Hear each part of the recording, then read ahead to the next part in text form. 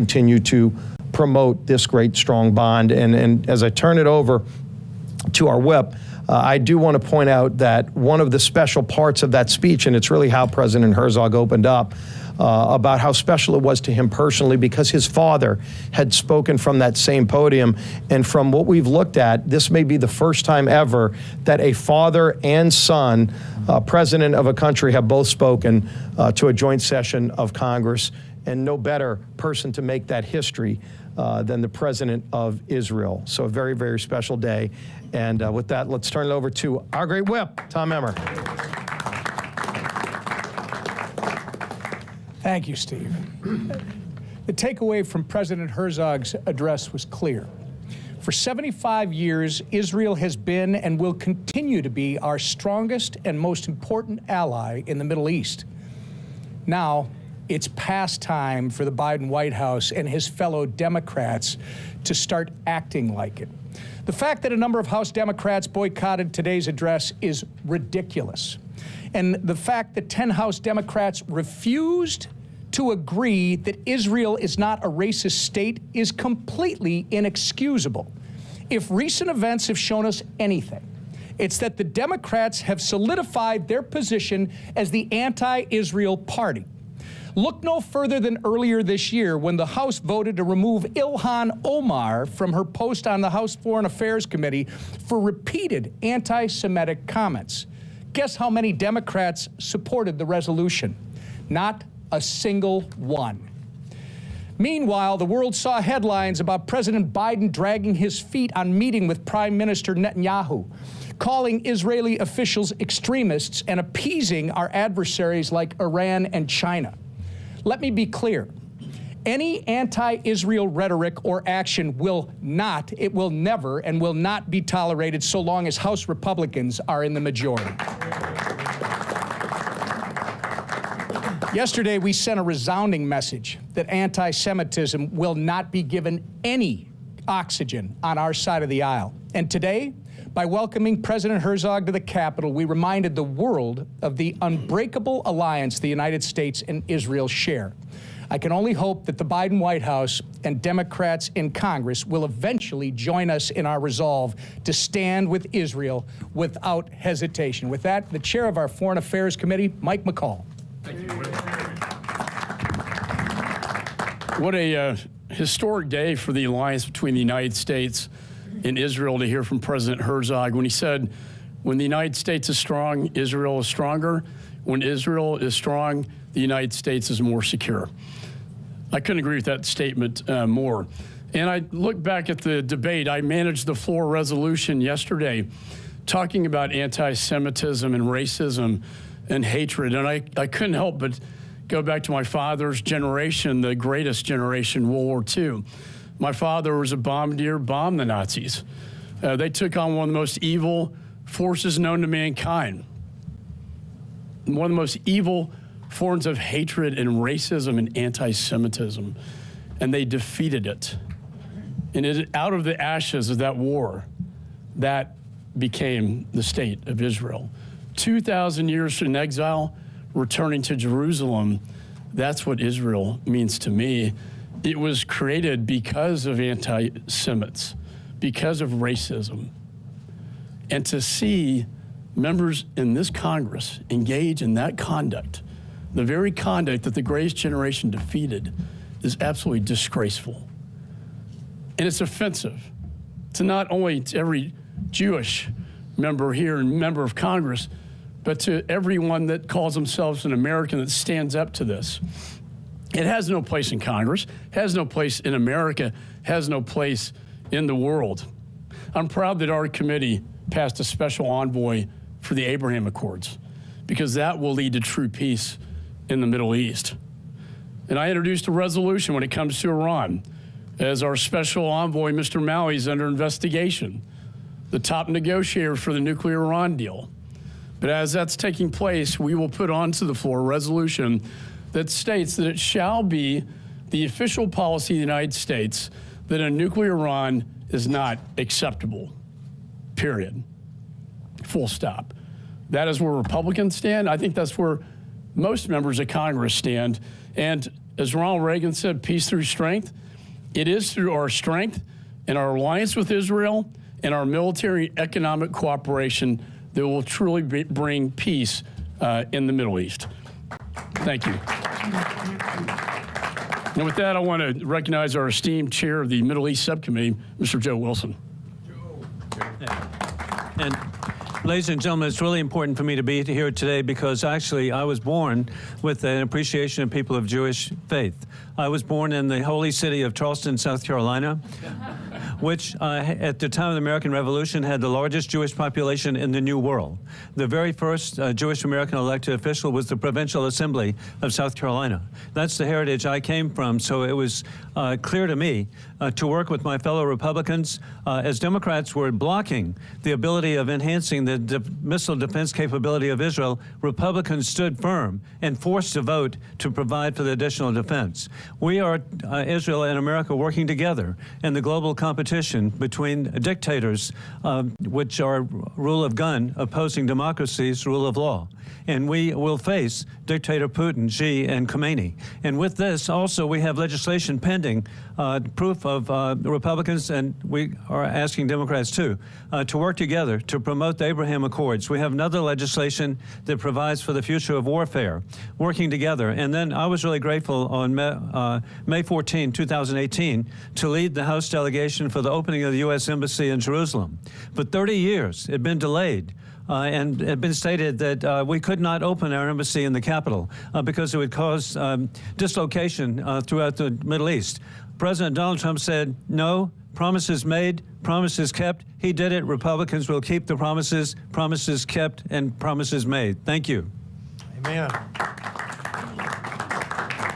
We'll now hear from David Kustoff from Tennessee. Thank you, Madam Chair. I really appreciate Speaker McCarthy inviting President Herzog to give an address to a joint session of Congress. But it's truly unfortunate that just a few days before this historic event, we had one of our colleagues on the other side of the aisle while addressing a group refer to Israel as a racist state. I can't get inside her heart. I don't know whether she was pandering or whether that's something that she truly believed. But you cannot walk those statements back. Amen. And the issue is, all of Israel's adversaries, they latch on to a statement made by a member of the United States House of Representatives, and they use that for propaganda, the enemies of Israel. So I was really proud when my colleague August Pfluger and Max Miller and I led a resolution that Mr. Pfluger authored that said three very simple things. It said that Israel is not a racist state. It says that the United States condemns all forms of anti-Semitism. And three, that we, the United States, remain a staunch ally of Israel. It was a very simple, straightforward resolution. I'm really proud that over 400 of our colleagues on both sides of the aisle voted for it. I'm extremely disappointed that there were 9 that voted against it, really 10-1 who voted present. We do not need to send that type of statement to the rest of the world. We need to send a statement that the United States always supports and appreciates our greatest ally in the Middle East, and that's Israel. And to have the President of Israel speak before a joint session of Congress with a full House and a full gallery, and the Speaker of the House and the Vice President of the United States behind him.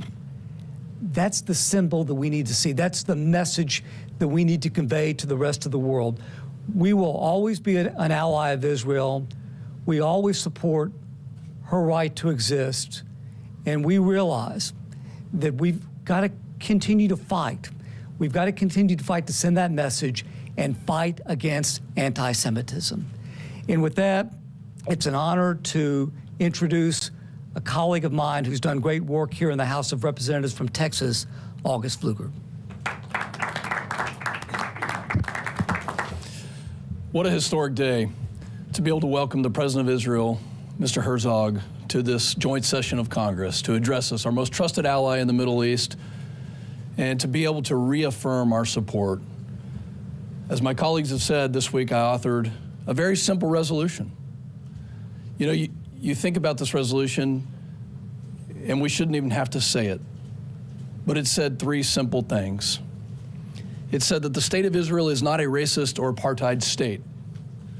It said that Congress rejects all forms of anti-Semitism and xenophobia. And it said that the United States will always be a staunch partner and supporter of Israel. You know, I think the hope was that all 435 members of the House of Representatives would reaffirm those three very simple statements. And unfortunately, 10 of our colleagues failed to reaffirm it. In fact, they doubled down on disgusting statements that have been made.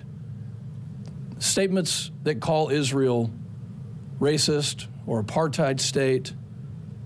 Statements that don't reflect the thoughts, the hearts, the emotions of Americans in our support of Israel. And folks, unfortunately, the veneer is ripped off. That this radical, liberal, progressive side of the Democrat Party has hijacked the administration. They've hijacked the platform. We need the Democrat Party to stand up against that, and unfortunately, they're not doing that. And it's not just on this issue, it's on many other issues. But I'm proud to stand with my colleagues here and throughout the rest of the U.S. House of Representatives, proud to stand with Republicans to reaffirm our support for Israel, to tell the world that we will push back on Iran, the largest state sponsor of terror, to tell the world that we support Israel and we support 75 years of statehood. In fact, we were the very first country to recognize Israel 75 years ago as a nation. And we will continue to push back on the radicalism that these 10 people in the House of Representatives failed to stand up for. It's an honor to stand with my colleagues here to reaffirm our support for Israel, to reaffirm our partnership. And with that, I'd like to welcome Max Miller, my good friend from Ohio.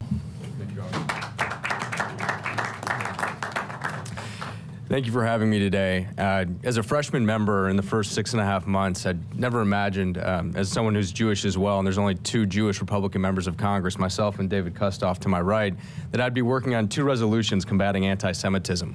But that's the position that we've been put in by the Democrat Party, in my opinion, is that we have addressed it, we have held these individuals accountable, and now the American people can see it for what it is. And we see this happening on college campuses as well with BDS movements.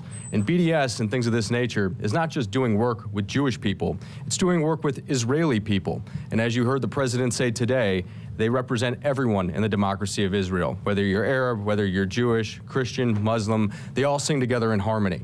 And that is the true vision of Israel. And they are working to find a solution that works for them and the PLA and everyone else. But there is no one who wants more peace than the state of Israel. And just the most important ally and the only democracy in the Middle East, and it continues to fall under attack day by day. And that's why it is so important that we continue to stand strong and to not back down. And as I said, one of 2 Jewish Republican members, I know that David and I are never going to back down from being the loudest Jewish voices in Congress and always standing strong and tall for the Jewish people and the state of Israel. Thank you, and I bring back up Madam Chair? Ready to take any questions? Yes, sir. Thank you, Chairwoman Stefanik. One, there's been legislation introduced, one to prohibit federal contractors from engaging in BDS, and another that would strip federal funding from college campuses that tolerate anti-Semitism. When do you expect to bring those to the floor? And second, RFK Jr. is scheduled to appear before the Weaponization Committee tomorrow. Given what he has said about the Jews and COVID, and things like the Jews and Chinese are immune from COVID, shouldn't not be testifying and instead put someone else who has been censored? Well, House Republicans condemn all forms of anti-Semitism, whether it's statements of our colleagues, whether it's statements from any American, or whether it's BDS that's happening on our college campuses. We will work through the committee process to bring the legislation that you pointed out. It's going to work through the process, and I know that a number of my colleagues here are working on various initiatives to continue to strengthen the U.S.-Israel relationship and to continue rooting out anti-Semitism. But this is a problem in the Democrat Party. What are the parties of these individuals who have made anti-Semitic comments? Democrats. It is a problem in the Democrat Party. And that number has been growing. It was not only the last Congress, it was less than 10. Now it's up to 10 Democrats in the House who voted no on the resolution to condemn anti-Semitism. This is a problem for Democrats, and they need to speak out loudly and clearly. As I said in my opening remarks today, the silence has been deafening, not only from House Democrat leadership, but from the President of the United States. Yes, ma'am.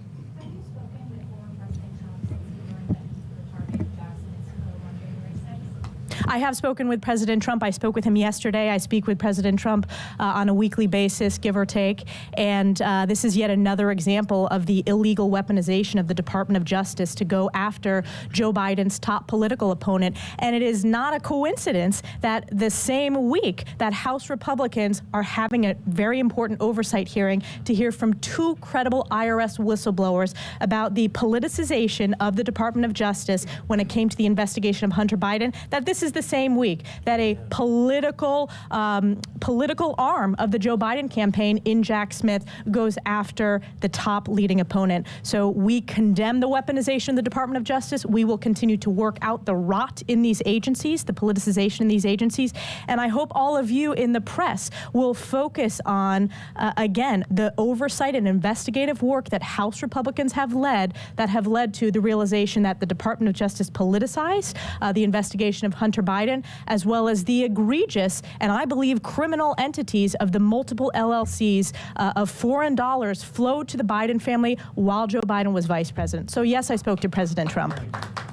Mr. Foldy. It seems like there's a huge disconnect between what President Herzog was saying about Iran and the Biden administration. Can you talk about how House Republicans sort of view Iran potentially differently than Biden, Democrats, things like that? Well, we have very differences with the Biden administration and how they've approached Iran. And I believe that the Biden administration is just the Obama administration 2.0 when it comes to soft on Iran, not understanding that Iran is the gravest threat that Israel faces. We stand strongly with the state of Israel. And we understand and agree with President Herzog when he says we know that Iran is pursuing a nuclear weapons capability, not for peaceful purposes, but this is, Iran is a country that doesn't want to even recognize Israel's right to exist. So we will continue to fight back against any attempt by the Biden administration to continue to allow Iran this pathway towards nuclear weapons capabilities. Thank you, everybody.